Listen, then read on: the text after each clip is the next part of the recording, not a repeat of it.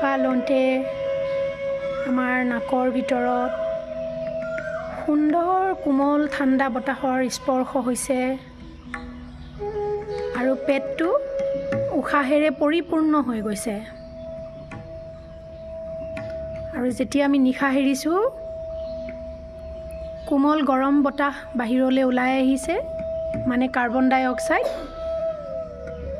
আৰু পেটটো লগে লগে সৰু হৈ গৈছে। এই পদ্ধতিটোকে চাব লাগে, মনলৈ আৰু বেলেগ চিন্তা নানিবা।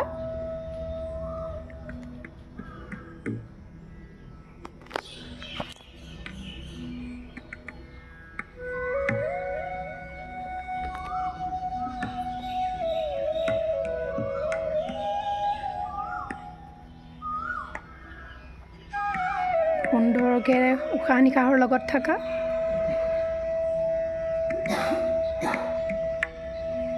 আমাৰ মনটো লাহে লাহে শান্ত হৈ আহিব।